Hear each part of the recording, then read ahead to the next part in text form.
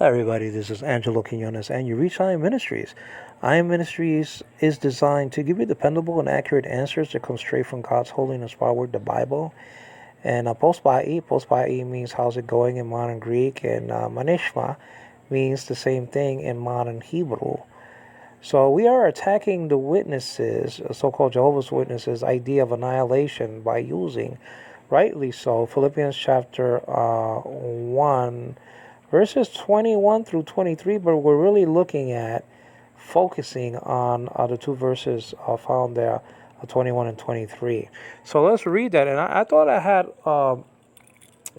very little time left in my last study, and I was afraid that the study was going to get annihilated. Okay, no pun intended, because once it reaches the end of the memory on the phone, it's you can't. It's just like when the battery turns off, you can't retrieve the message. So there are two ways that it could get annihilated or destroyed, and I didn't want that to happen. So I looked at the memory, and I have 2 gigabytes left, and so that should be enough for part two, maybe more than enough. All right, so let's pray before we study.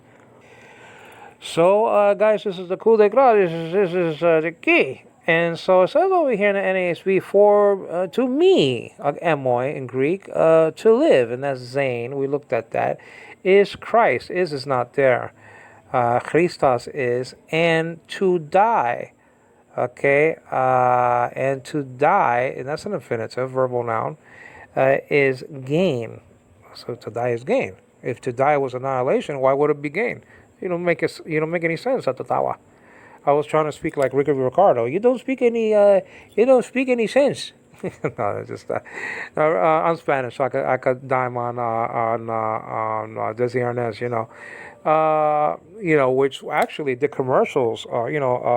Lucy Ball and Desi Arnaz. I mean, listen, did for Morris and Philip and Morris tobacco commercials in the 1950s. You understand what I'm saying? And it's a little bit of hypocrisy that the Watchtower comes along and tells you not to smoke, and then they're part of the company, or at least they were anyway. So I mean, I just Lucy, verse 22. But if I am to live on in the flesh, now why would he say that? Why would he try to make a distinction between in the flesh and in the spirit if there was no life after death? Why would he say in the flesh? It's liturgical. Why even use it? Well, there is life after death. You understand what I'm saying? To live in the flesh. Okay, in probably the Greek is en te sarki. Okay, this will mean fruitful karpas or fruitful labor for me, and I do not know which to choose. So you can actually choose death or life. Okay, and we could pray to God, and like that, and you know what I mean. You could pray to God for your situation to end here on earth. You could pray. You can't do it on your own. So there's something else that Judas did, the bastard. You understand what I mean? Verse 23. But I am hard pressed. I am hard pressed from both sides, it says over here. And it starts this off. Ek, actually. I think ek, right? No, ek. I think it's ek or en. Ek from both directions. I think it's ek. Having the desire to depart, and that's not having the desire of the departing, no, of the loosening or whatever the tower said, the releasing. There's no participle here, okay, and more importantly, there's no participle in behind this English word in the Greek. And be with Christ, and be with Christ, for that is very much, and I'm sorry about the highlight, very much better, Creson. Actually, I think that's Creson, right? Double sigma there. All right, not Creton, double tau, but actually a double sigma there in the text there. You understand what I'm saying? So, listen, the main desire, okay, well, there were two desires of the Apostle Paul, to remain and to serve, okay, his dear brethren, okay, in Christ for Christ's glory. But he also had another desire that was just as strong and maybe a little bit more stronger, to depart. To depart, and that's an aorist infinitive active, to depart. One action, not a whole bunch of actions continuously, like a participle would draw that out. Let's look at the Greek again, okay? So, but let's look at the phony translation of the tower according to verse 23. I am torn between these two. Okay, that's good things. That's all right. For I do desire. Okay, the releasing. That's deceitful. That's a deceitful translation. It's just like their translation. I forgot which one it was. I think it was verse 6 of chapter 4 of 2 Timothy, or something like that. I think it was actually 1 Timothy chapter 4 verse 1. The inspired word says this is deceitful. Pneuma doesn't mean inspired word, so that's a deceitful translation again. And cutting off, according to verse 46 in their translation of Matthew 25, again that's deceitful. Okay, there's no participle there either. You understand what I'm saying? They're translating like Colossus, okay, Colossian there with a nu is a participle. That's not true. You see, there's no participial morpheme or anything like that. Sorry about that, guys. All right, so this idea about the releasing, okay, but listen, I could take advantage of that. I could say, yeah, it's not really releasing. I mean, but the soul has been, but still, you can't use garbage too much. You know what I mean? Once garbage is in the garbage, you can't use it. You can't. I try to use it, but you really can't. You know what I mean? Once you throw something away that's putrid in the garbage, why pick it up and use it again? You understand what I'm saying? I just say, let's say if you threw away dirty clothes and it was full of food and stuff like that, or whatever the case may be. Why will you put on that shirt like the way it is? Now you could clean it up and say, "Oh my God, I threw away the shirt by mistake." No, it's one of my favorite shirts. And you could go to the washing machine and throw it in there and wash it and stuff like that, and it'll come out smelling like a rose. But you're not gonna take it from the garbage, okay, can or bag and then just put it on like that and go to a party, unless you're a knucklehead from the King James Holy Group. You understand what I'm saying? I won't surprise. I won't be at least be surprised that they would do that, because I mean, they were picking up the garbage of replica for so many years. Why not put that on? Just saying. They're just as bad. The cult of the King James, only ism. I mean, it's a very bad cult. But we're not talking about that, and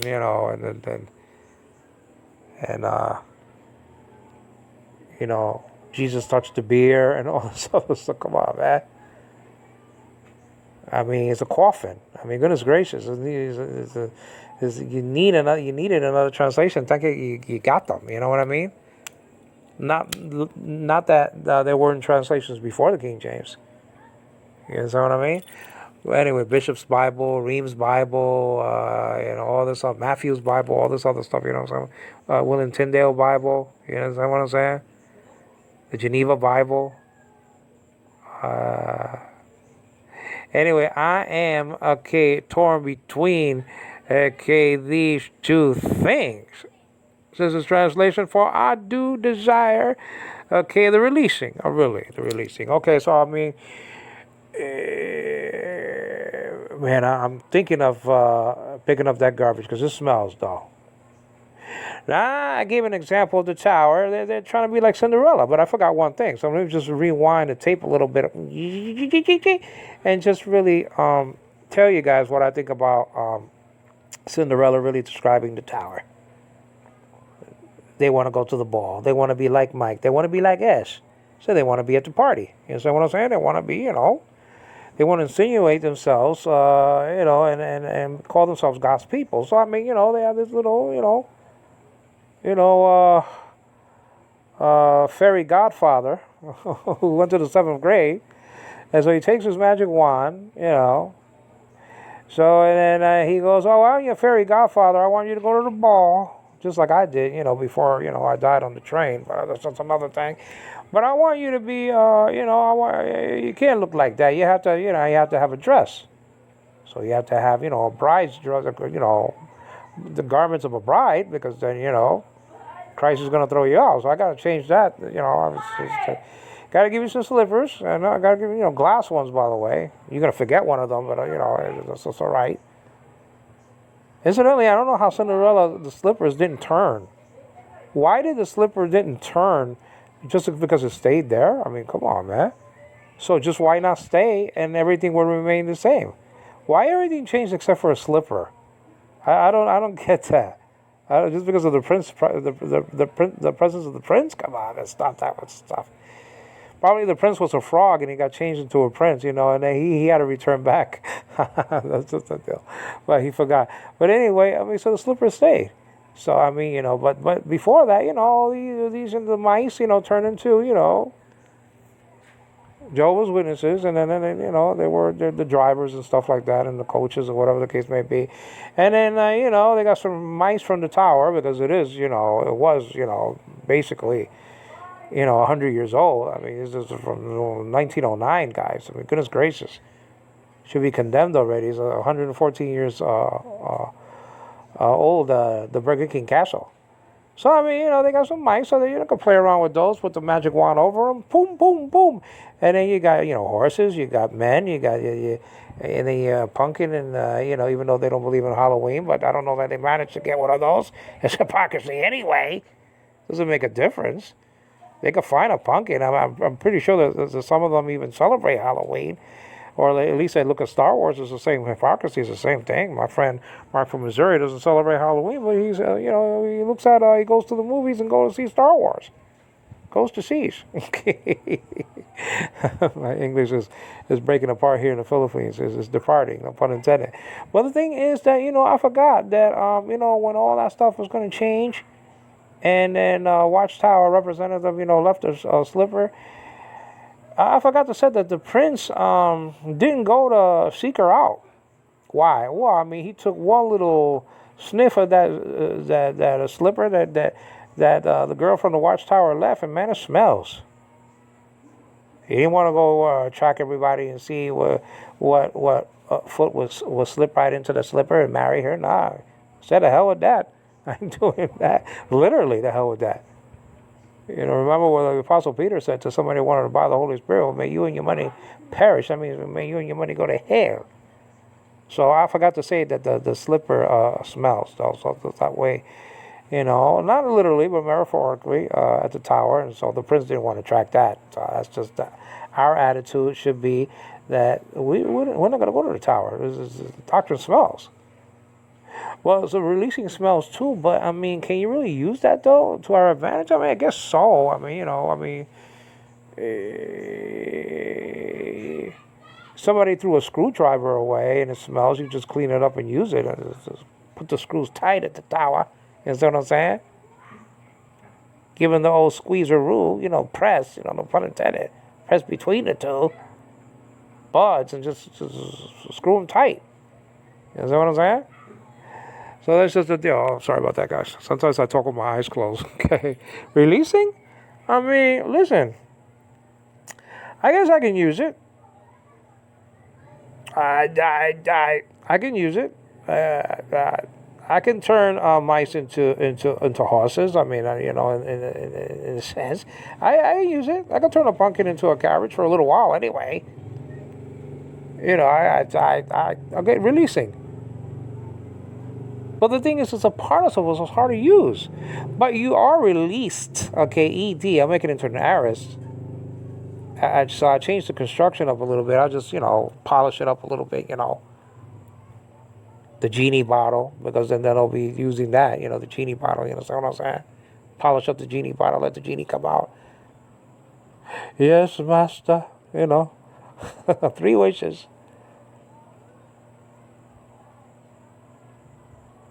I am your slave for all eternity. I can see it now. I dream a genie, and Roger Nelson. You know what I'm saying? So that's just the deal. So the thing is that, okay, I'll change releasing. I'll turn the frog into a prince. How about that? I'll put releasing in the shelf and make it into the aorist and make it a completed action. You understand what I'm saying? How about that? And I'll change it a little bit. How about loosed? Now you're talking, though. See, that's just the deal. Now we didn't look at the semantic range of this what, you understand what I'm saying? So let's look at the semantic pool. That's the only thing that we did, in our last study. More better here, you understand? Okay, Christ to be. Okay, analu. Analusai. Now, before we do, let's break apart this Greek word, okay, because this is the full Greek construction. This is part to. To the part, okay, so you have over here analusai. Now let's break it apart. Ana is a preposition, so this is a compound word right off the bat. Ana. Okay, one of 17 small, 18, 17, or whatever it is, small Greek prepositions, okay, ana, anti, epi, apa, meta, hupa, peri, kata, pras, pra, ek, and all of these Greek prepositions, and there are others. I think soon is a preposition as well, right? And that's just the deal. So you have others. You got ace as a preposition, and that's just the thing. I mean, so you have 17 of them like that, you understand? So, ana, and that's ana recorded like in the Greek word for resurrection, anastasis. Okay, ana's there. You understand?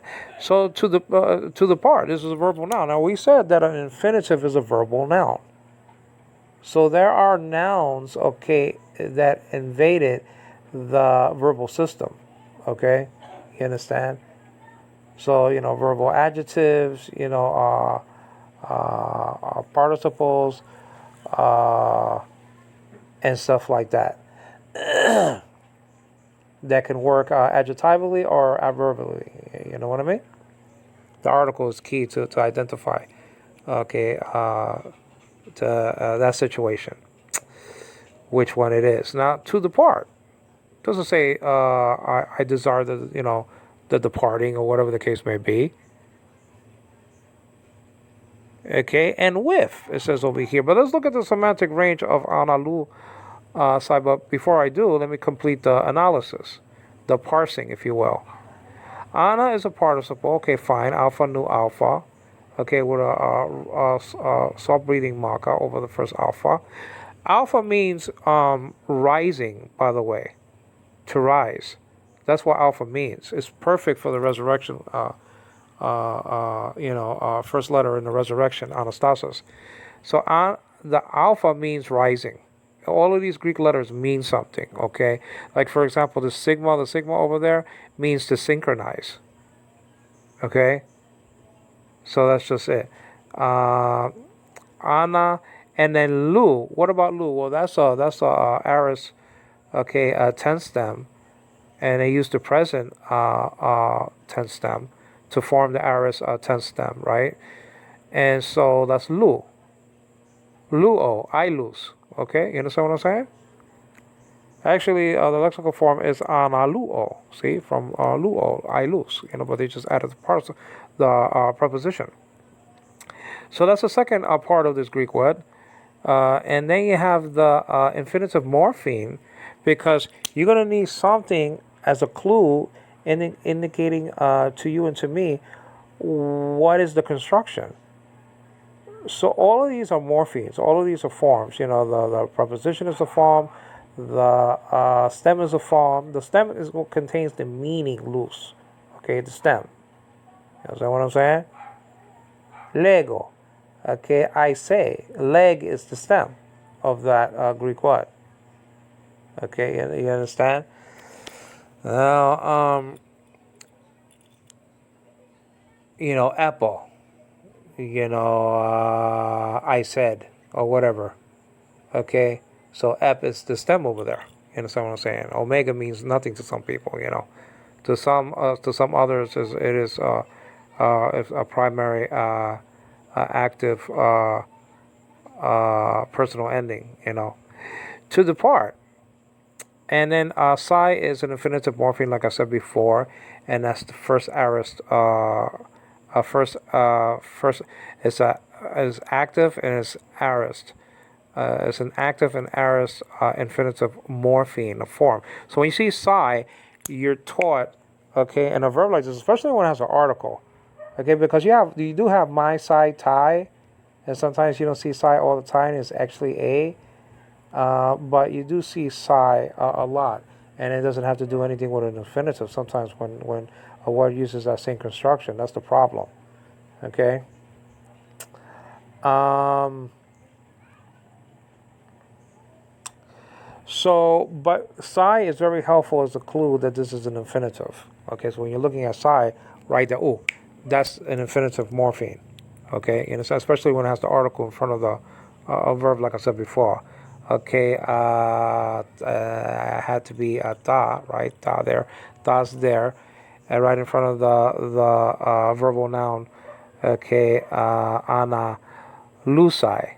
So ana lusai means to depart, but it's an ana aorist infinitive active. Okay, but let's look at the semantic pool or the semantic domain, the semantic range. You understand? 360. Okay, 360 right there. So let's check it out. What does it mean? What does analuo mean? Okay, or analusai.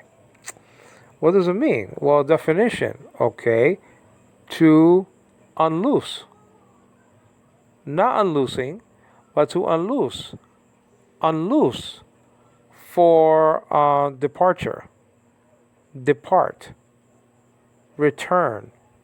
It has all these connotations, and you can see more probably in Thayer's and Vine's and Mouse's lexicon and George Riker Berry's lexicon. You probably still see kind of the same, be small like this.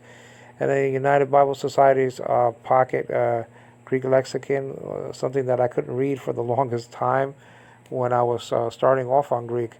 I couldn't read it. It was useless because the headings are in Greek.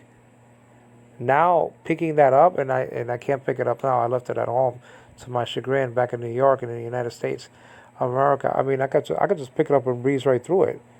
It's just amazing, like the difference that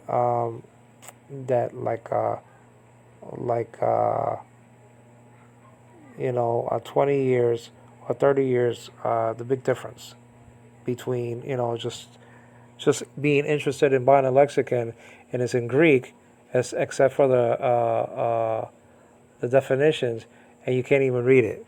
And so it was a pocket one with very crisp pages. I got it from the American Bible Society, and it's United Bible Society's Greek lexicon. It's a pocket lexicon, and I should have brought it with me, man. And I said, it wasn't going to affect luggage too much. I should have brought tiny things. Like was Peter a Pope by Julius Armenta? You can't get that anymore. In booklet form, you can't. Okay. So anyway, on luo, and you see the definitions. It doesn't have releasing here, because releasing is a participle. So, and the lexical form is going to be present, active, indicative anyway. I lose, luo. You understand what I'm saying? So it's not going to be a participle. It's not. It probably in the lexicon is going to be joined with with future tense or something like that, George. Excuse me, guys. George. What's his name? George Rickaberry. I forgot his name already. um, the one that made the famous lexicon. You know, did Greek TR Textus Receptus Greek interlinears. I mean, he's famous for doing that. Doing those things. George Rickaberry. Oh my goodness gracious. All right, I don't see releasing here. You understand what I'm saying? I don't see releasing at all. Now,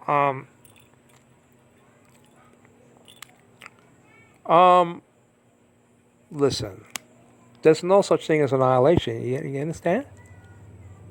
There's no such thing. There's no such thing. Now, let's get back to this because the thing is that this is a startling thing over here. To be with Christ. Now, I read in the Old Testament, right, that when you died, you went to be with God. Let's look at that. So let's look at the NASB. Because to be with God, according to the Old Testament, is to be with Christ in the New. That explains a lot of things. The dust goes to the ground, the Spirit goes to the one who gave it, or whatever the case may be. Let's see that from Ecclesiastes. So I got to go to the Old Testament. Ecclesiastes chapter 12, verse 7, I think it is. So this is, I'm just guessing here. Ecclesiastes is right here recorded. And let's go to the last chapter, and let's go to verse 7. Okay, let's see, verse 7, okay. And it says over here, then the dust, will return to the earth, meaning our earthly body is made of dust. Then the dust will return to the ground, says another translation, to the earth over here, as it was, and the spirit, the spirit will return to God. Who gave it? Meaning who gave that spirit to the person. Just like he gave the spirit,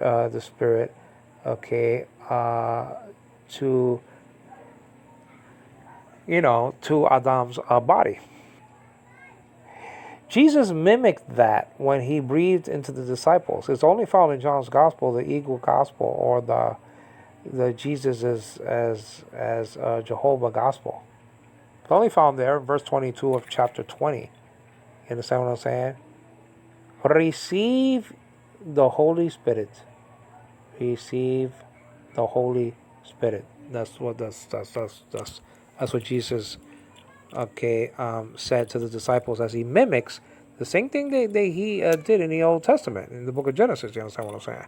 Proving that he's Jehovah, right there in the Eagle Gospel, if you will. You see, that's just what happened.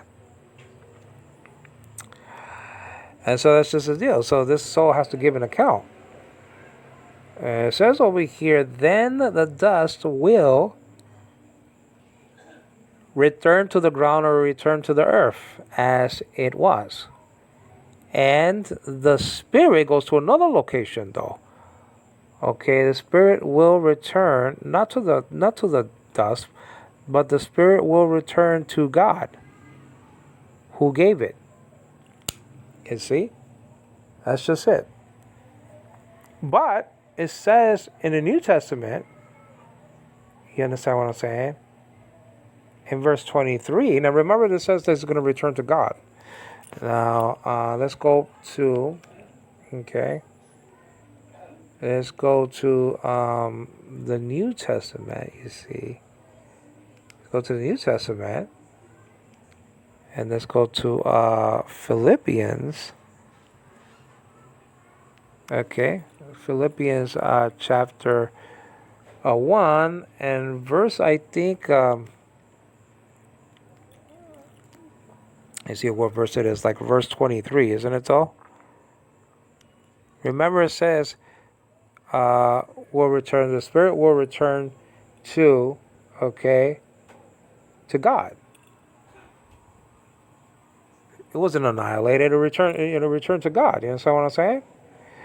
But I am hard pressed, okay, from both sides, from both directions. It says over here, having, okay, the desire to depart, okay, and be with Christ.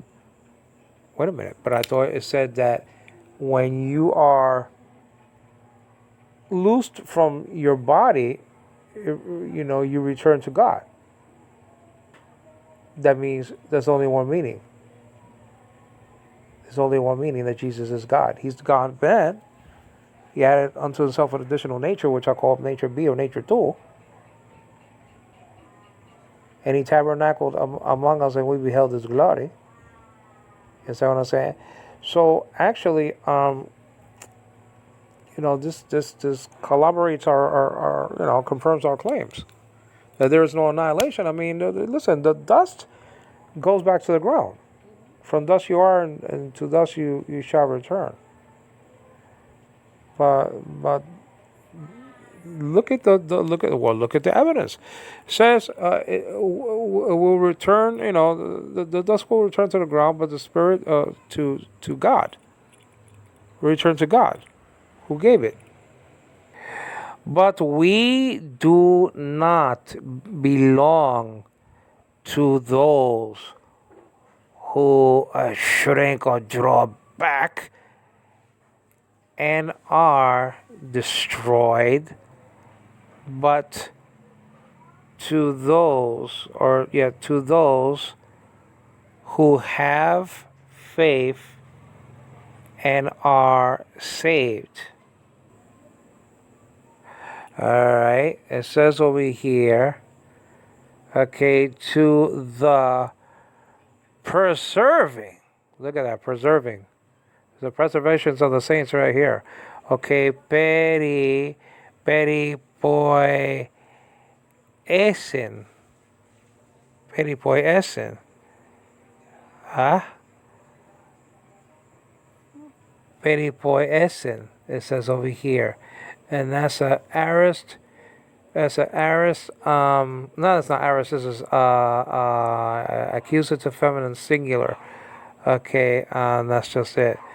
Peri poi essen. How's it translated? Okay, preserving. Preserving. Okay, preserving over here. Preserving what?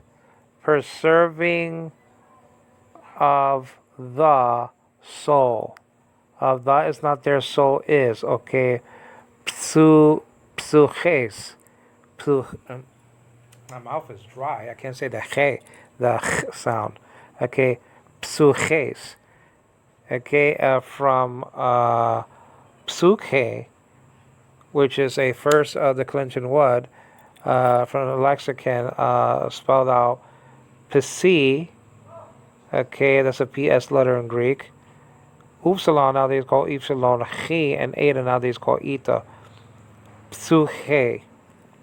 Okay, so nefesh is actually I should change it around. This is equal to nefesh in the Hebrew side of things. That might be in chapter 2. That the soul is preserved. You know what I'm saying? That's what I'm trying to prove. So let me see if I hit the target here. Okay. Here it goes right here. Check this out. And this is chapter 2 and verse 25. For you, okay, were, probably you all in the Greek, okay, for you were, okay, continually straying like sheep, okay, but now you have returned to the shepherd and guardian or bishop of your souls. That's just the deal. So you're being kept, man. You're being kept. Your soul's being kept. Now, I know that you don't like this at the tower, but I don't really give a darn what you care about. I'm just saying. Sometimes you have to be sexy and sassy against the witnesses. You understand what I'm saying? You understand what I'm saying? The guardian of your soul. This is not like the Guardian of Forever and City on the Edge of Forever show in Star Trek. What a guardian. He let McCoy go through to affect time. What a guardian of forever. Goodness gracious. Nobody even mentions that in commentaries on Star Trek, the City on the Edge of Forever, and I am the guardian of forever. Yeah, really. You let McCoy go through and change the future. Edith Keeler must die, and she didn't. Because of McCoy stopping her from dying in a traffic accident like she was meant to die in.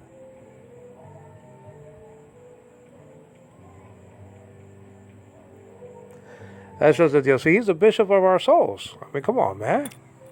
Saving of the soul, bishop of the soul. You get the point. You understand what I mean? That's just the deal.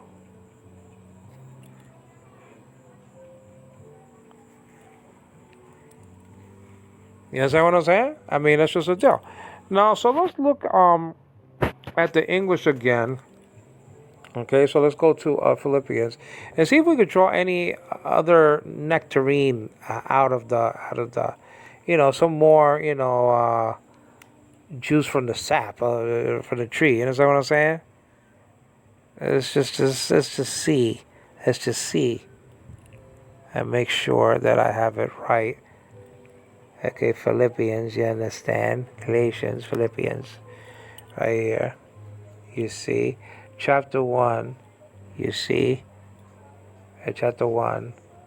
You see. Okay, I tried, guys. Let's read it from stem to stern before we go. Okay, just to make sure that we got everything down pat. For to me, that's moi, to live, zain, that's an infinitive, which is a verbal noun, is Christ, and to die is gain. Well, I mean, is gain. I mean, I get something out of it even more. You understand what I'm saying? If I leave the body, you understand what I'm saying? But if I am to live on in the flesh, okay, in sarki, this will, okay, mean fruitful labor for you or for me. And I do not know, okay, which to choose, meaning life or death. What do I choose? But I am hard pressed, okay, from both sides or between the two, both is duo, okay, having the, okay, desire to depart and be with Christ, for that is very much better. Now, if it was annihilation, how's it going to be better? Like I said before. You understand what I'm saying? All right. We learn from the Old Testament that your earthly tabernacle goes to the dust, goes to the earth. You understand what I'm saying? Probably Adetz is there in the Hebrew for earth, but anyway. So that's just the deal. So we learned that. We learned that that to the part you can't say the releasing, because you're making that into a participle. You're making that continuous. It's deceitful. It's a crime. It's something that shouldn't be done. But they did it anyway. They didn't care. They went to the ball, being dressed as a Christian. You understand what I'm saying? To marry the prince, and the rest is history. But also in Ecclesiastes, like I said before, like I was starting to say, Ecclesiastes chapter 12, verse 7, that the dust goes to the ground and the spirit goes back to the one who gave it. And then when you look at Philippians, okay, Philippians chapter 1, it says that the spirit. It says that the spirit goes. It says that to be with Christ. So I guess that Christ and God is the same. It's the same being that Ecclesiastes is really talking about. You understand what I mean? That's a proof that Jesus is God in a sort of incidental way. You understand what I'm saying? Okay, so that's basically the study based on Philippians chapter 1, verses 21 through 23. Okay, so that's just it. Is Angelo Quinones giving glory to the God of Israel? God is not the God of the dead, but of the living. And that means that Abraham, Isaac, and Jacob were very much alive at the time that Jesus said those words. Please subscribe to my channel. Please give me a thumbs up. And please leave your comment on the screen. Thank you guys for joining. Okay, me and his very special address. Okay, based on Philippians chapter 1, verses 21 through 23. Thank you so much again. Bye-bye. Bye.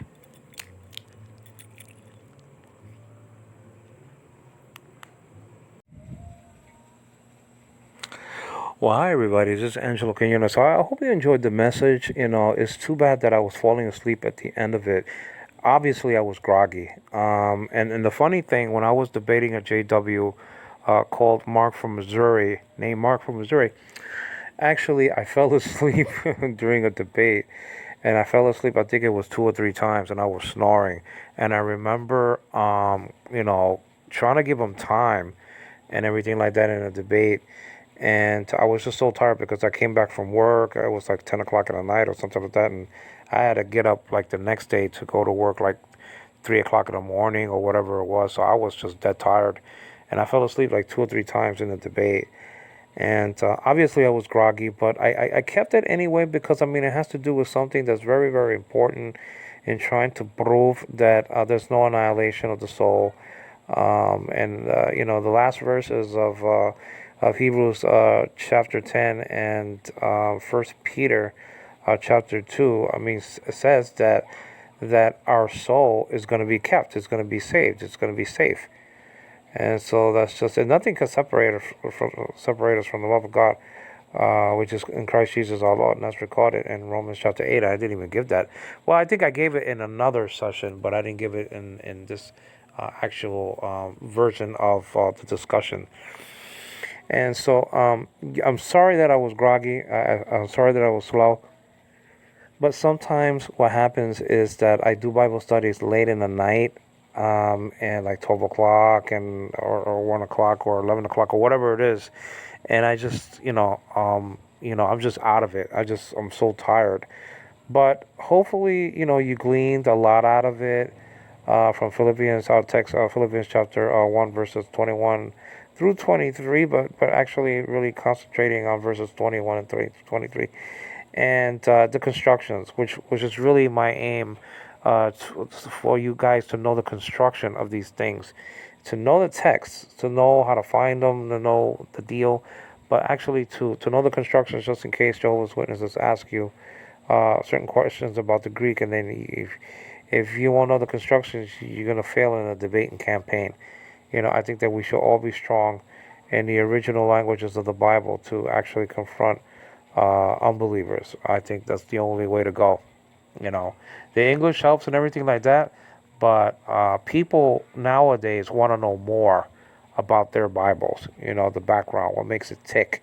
You know, and so even though I was sleepy, I was groggy, I was tired, I was just drowsy. I hope that you gleaned many truths from this study, and well, I'm gonna let you go. God bless you so much for listening. This is Angelo Quinones giving glory. So much glory to the God of Israel, who said when he was on earth, when he was here on earth, he said, um, you know, I was I am, rather, I am the God of Abraham, Isaac, and Jacob. Not that I was, but I am. So the difference between two words is very stark. One is in the present tense, one's in the imperfect tense, and it's just everything. It means everything, and it's just like clear to us. And hopefully, we can pray for those who do not have the light of salvation yet in their souls. Um, so we just have to pray for these dear people, but confront them with the truth, and confront them with the original languages. And we're supposed to be strong, strong in the Lord, um, and to wield the sword of the Spirit against the witnesses. I mean, we could reach them or we could defeat them. They have to just make their choice. But that's it for me. Thank you again for listening to the study. Please subscribe to my channel. Please give me a thumbs up, and please leave your comment on the screen. Thank you. Bye.